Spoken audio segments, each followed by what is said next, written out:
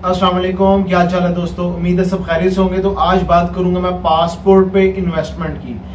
देखिए दोस्तों, पासपोर्ट आपका इन्वेस्टमेंट आपकी कैसे, आपके पासपोर्ट पे जो वीजा वगैरह लगवा रहे होते हो, आपको आगे जो नेक्स्ट ट्रैवल हिस्ट्री बना के आगे किसी अच्छे कंट्री में जब आपने मूव करना होता है, ये इससे पीछे जितनी भी मेहनत हो रही होती है, ये सारी आपकी इन्वेस्टमेंट होती है। इसकी मैं एग्जांपल एक स्कूल में, कॉलेज, यूनिवर्सिटी में पढ़ने वाले स्टूडेंट से मैं देता हूँ। दोस्तों देखें, अगर तो आप मैट्रिक में पढ़ रहे हो या इंटर में पढ़ रहे हो, तो आप डॉक्टर, इंजीनियर कुछ भी बनना चाहते हो, तो क्या करते हो, आप स्टेप बाय स्टेप चलते हो। ऐसा नहीं होता कि आप अभी मैट्रिक में हो और आप कहते हो जी मैं 2 साल बाद डॉक्टर बन जाऊंगा या इंजीनियर बन जाऊंगा। जब तक आप एफएससी क्लियर नहीं करोगे, जब तक आप इंटर क्लियर नहीं करोगे, तब तक आप नहीं बन सकते हो, एडमिशन नहीं ले सकते हो, ना डॉक्टरी में ना ही इंजीनियरिंग में।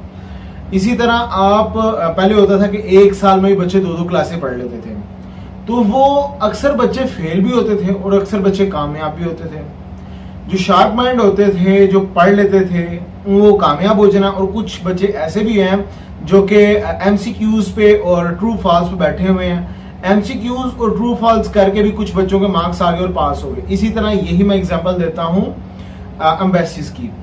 जब आप फ्रेश पासपोर्ट के साथ किसी एम्बेसी में अपना सबमिट करवाते हो वीजा, ये सेम टू सेम वही आप काम कर रहे हो कि जी आपने तैयारी नहीं किया पूरा साल और आपके सामने जी एमसीक्यूज पेपर और ट्रू फॉल्स आ गया, फिलिंग द ब्लैंक्स आ गई हैं, तो आप तुक्का मार रहे हो, वहां बैठे नकल मार रहे हो। जो 7 बंदा बैठा हुआ आगे पीछे बैठे हो, उससे नकल मार के पास कर रहे हो, या फिर ट्रू फॉल्स, या तो सारा फॉल्स लिख रहे हो, सारा ट्रू लिख रहे हो। 33 नंबर लेके या तो आप पास हो गए या फिर फेल हो गए। सेम इसी तरह ही जब आपने फ्रेश पासपोर्ट किसी एम्बेसी में भेज दिया, तो फिर वो आप वीजा ऑफिसर के रहमो करम पे चले जाते हो। उसने समटाइम आपको वीजा दे देना है, समटाइम वीजा, मेजोरिटी वीजा नहीं देना। कुछ बच्चे ऐसे भी होते हैं पूरा साल वो देखते हैं यार वो फलाने का बच्चा था, उसने तैयारी भी नहीं की, बस ऐसे ही जाके पेपर दिया, या पता नहीं अंदर क्या कहानियां लिखते रहे। जैसे उर्दू के पेपर, मुतालिया पाकिस्तान के पेपर में कहानियां लिख रहे होते हैं, स्टोरियां पूरी फिल्म की लिख रहे होते हैं। इसी तरह ही कईयों का तुक्का लग गया वीजा ऑफिसर कह रहा हूँ। इसी तरह एग्जामिनेशन टीचर ने आपका जी पेपर सही तरीके से नहीं पढ़ा और पासिंग मार्क्स दे के पास कर दिया। पहले 1-2 लाइनें ठीक लिखी हुई हैं, बाकी बीच में कहानियां लिखी हुई हैं, पास हो गए हो। तो हर बच्चा यही सोच रहा कि यार इसी तरीके से करने से हम पास हो जाएंगे, बीच में कुछ भी लिखो। तो वो उनकी जो रेशियो रहती है 100 में से मेरे ख्याल में 5% लोग होते हैं, इससे ज्यादा लोग नहीं पास होते हैं। इसी तरह जो वीजा ऑफिसर होता है, 100 में से मेरे ख्याल में 10% या 20% लोग विदाउट ट्रैवल हिस्ट्री के जो होते हैं वो कामयाब होते हैं, बाकी सारे फेल हो जाते हैं। आप जिनकी वीजा रेशियो अच्छी नहीं रही उनको देखें किस तरीके से उन्होंने अप्लाई किया था और वो फेल हुए, रिजेक्शन लगी। अच्छा, अब मैं एक चीज बताता हूँ। एक इस तरह भी होता है कि आप जब एक क्लास में अटक जाते हो, वो क्लियर करनी आपसे मुश्किल होती है। हर साल फेल हो रहे हो। इसी तरह शेंगन में जब एक बार आप फंस जाते हो, उसको क्लियर करना मुश्किल हो जाता है। तो बेहतरीन ऑप्शन ये होती है अपने पासपोर्ट में इन्वेस्ट करें और ट्रैवल हिस्ट्री बनाएं। ट्रैवल हिस्ट्री मैं बताता हूँ बार बार कि यार आप बेलारूस, रशिया, यूक्रेन जाएं, इजिप्ट, जॉर्डन वगैरह वीजा लगवाएं। मुझे बार बार आप कहते हैं यार आप इन्हीं कंट्रीज का क्यों कहते हैं। देखें, इसकी 2-3 रीजन है। रीजन क्या है, अभी तो पूरी दुनिया जैसे क्लोज, कुछ कंट्रीज ओपन है और उनमें से अगर स्ट्रॉन्ग कंट्रीज की बात करूं तो यही बेलारूस, रशिया, यूक्रेन बनता है, जो कि यूरोप में भी है, यूरोप के साथ लगे हुए हैं। अच्छा, अगर अभी पूरी दुनिया रिज्यूम हो जाए तो मैं फिर आप लोगों की ट्रैवल हिस्ट्री किसी दूसरे कंट्री की भी बनाऊंगा। जरूरी थोड़ी है कि मैं इसी की बनवाऊंगा। हांगकांग हो गया, फिर ताइवान हो गया, फिर और काफी कंट्रीज हैं, उनकी तरफ भी मूव करवाएंगे। लेकिन अभी अगर है बंद सब कुछ, और फिर आपको कहाँ मूव करवाएंगे? आपको ऑब्वियस बात है ऐसे कंट्री में जो कि फिल वक्त ओपन है और स्ट्रॉन्ग कंट्रीज हैं, वहां पे मूव करवाना पड़ेगा। मैं ऐसे थोड़ी है इजिप्ट से हुआ हो, जॉर्डन से हुआ हो, चले आप सऊदी से हुआ है, आपको शेंगन वीजा दिलवाते हैं, सिलेबस मिला हुआ है, अगर हम इसको रट्टा मार लेंगे हमारे 33% मार्क्स आ जाएंगे और हम पास हो जाएंगे। इसी तरह दूसरी कुछ अकेडमीज होती हैं जो कि स्टैंडर्ड की होती हैं, उनकी फीसें ज्यादा होती हैं, पढ़ना उन्होंने भी वही होता, सिलेबस वही होता। एक एवरेज एकेडमी या लो एकेडमी में पढ़ने वाले बच्चे का भी सिलेबस वही है और एक हाई एकेडमी में पढ़ने वाले बच्चे का भी सिलेबस वही है। लेकिन दोनों में डिफरेंस क्या है, उनकी जो स्टडी, उनका जो टीचर जिस तरीके से पढ़ा रहा होता है दोनों की जो थिंकिंग होती है वो टोटल चेंज होती है। एक होता है पास करवाने के लिए पढ़ा रहा होता है और एक पोजीशन दिलाने के लिए पढ़ा रहा होता है। इसी तरह जो कुछ कंसल्टेंट मार्केट में होते हैं जिनको होता है कि भाई आपको 2-4 वीजा लगा के दे दिया, मेरी तरफ से आप भाड़ में जाओ, आपका वीजा लगे नहीं लगे मुझे इससे लेना देना नहीं है, मैंने आपके छोटे छोटे 1-2 वीजा लगा दिए, अब आपका शेंजन वीजा लगे नहीं लगे मुझे इससे लेना देना नहीं है। इसी तरह कुछ मार्केट में लोग होते हैं कहते हैं कि भाई नहीं, मुझे आपके शेंजन वीजा से लेनी दे, मुझे आपको शेंजन वीजा दिलाना है, यूरोप आगे आपको पहुंचाना है, अमेरिका पहुंचाना है, कनाडा पहुंचाना है। जिस तरह आप कहते हो मुझे डॉक्टर इंजीनियर बनना है, उसके लिए पोजीशन लानी मस्ट है, नहीं तो अच्छे मार्क्स आने मस्ट है। इसी तरह जो अच्छे कंसल्टेंट होते हैं वो उनका गोल नेक्स्ट होता है, America, Canada, UK, Australia, New Zealand, Germany, ये उनका गोल होता है। उसके पीछे जो मेहनत होती है ना उस पे आप इन्वेस्ट करो।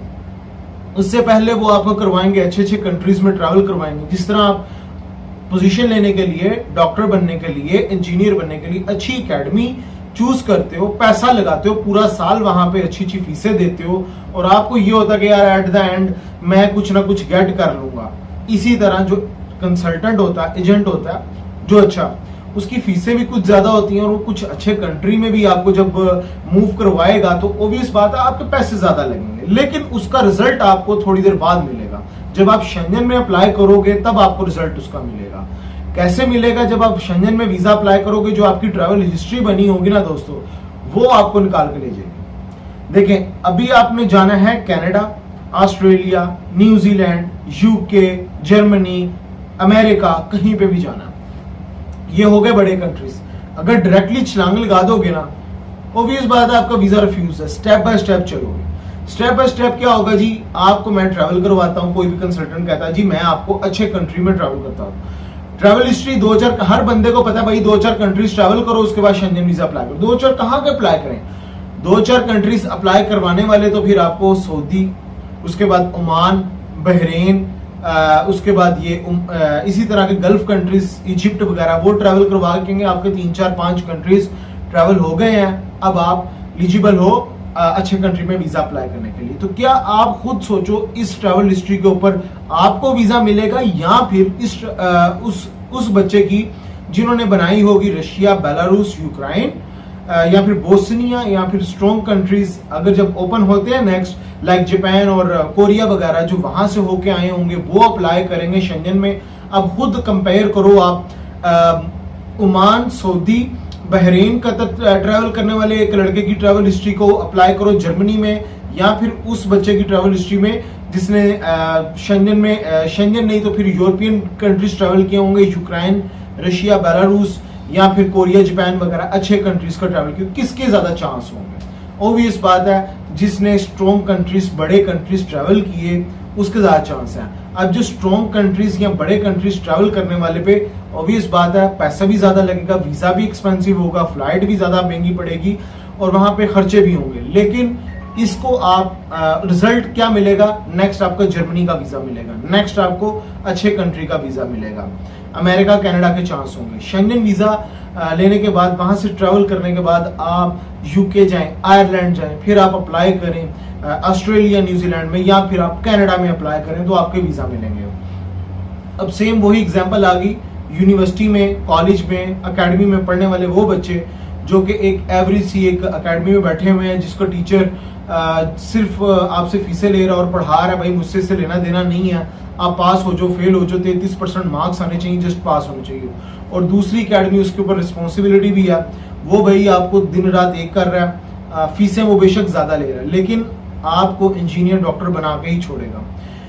डिसीजन आपने लेना है, ट्रैवल हिस्ट्री आपने बनानी है, अपने पासपोर्ट पे इन्वेस्ट करना सीखें। जो आप अपने पासपोर्ट को रंगीन कर रहे हो, वीजे ले रहे हो, ये जाया नहीं कर रहे हो, ये आपके पासपोर्ट में इन्वेस्टमेंट है जो आपको पे बैक करेगी शेंजन सूरत में, अमेरिका, कनाडा, यूके की सूरत में।